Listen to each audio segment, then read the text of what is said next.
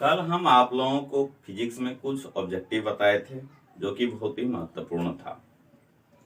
आज हम आप लोगों को लघुत्तरीय प्रश्न बता रहे हैं, ये भी बहुत ही महत्वपूर्ण है। इन दोनों प्रश्न में से एक प्रश्न तो पूछना ही पूछना है।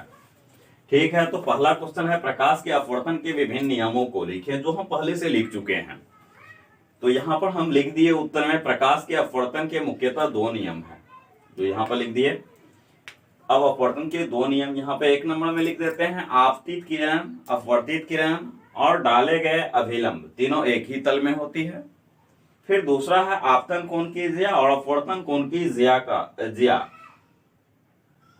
अनुपात होगा। ज्या का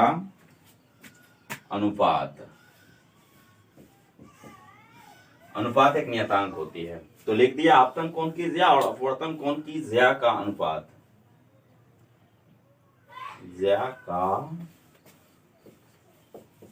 ज्या का अनुपात एक नियतांक होती है। यहाँ पर लिख दिए संकेतन रूप में म्यू बराबर sin I बटे sin R। ठीक है, आपतन कोण की ज्या और अपवर्तन कोण की ज्या का अनुपात एक नियतांक होती है, जो लिख दिए म्यू बराबर sin I बटे sin R।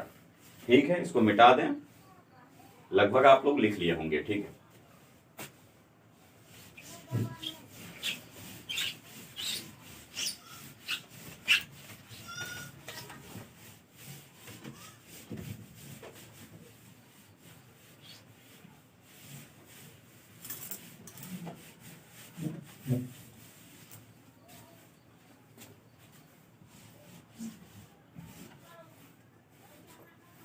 तो अगला प्रश्न है प्रकाश के परावर्तन के विभिन्न नियमों को लिखें। विभिन्न नियमों को लिखें। जहां पर हम लिख देते हैं प्रकाश के परावर्तन के भी मुख्यतः दो ही नियम हैं, तो वो लिख देते हैं प्रकाश के परावर्तन के मुख्यतः दो नियम हैं।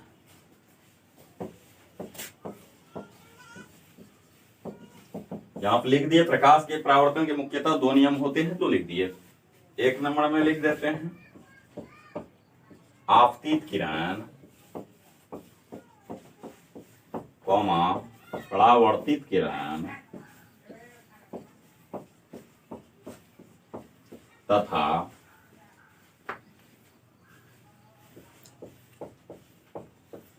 आपतन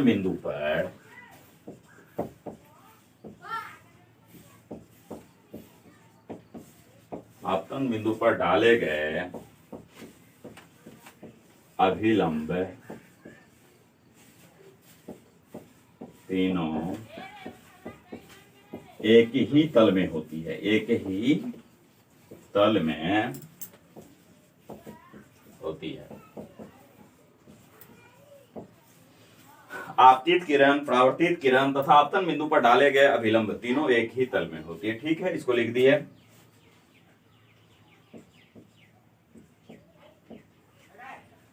दूसरा होता है आपतन कोण हमेशा परावर्तन कोण के बराबर होती है, तो इसको भी लिख देते हैं। आपतन कोण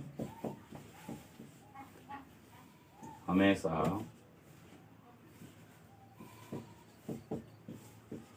परावर्तन कोण के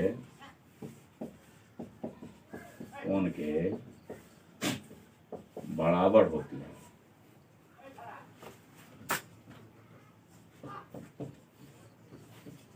चलिए, इसको भी लिख दिए।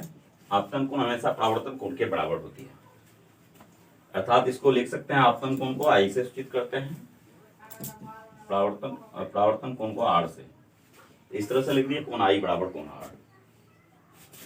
चलिए ठीक है, इसको लिख लेंगे सब आदमी।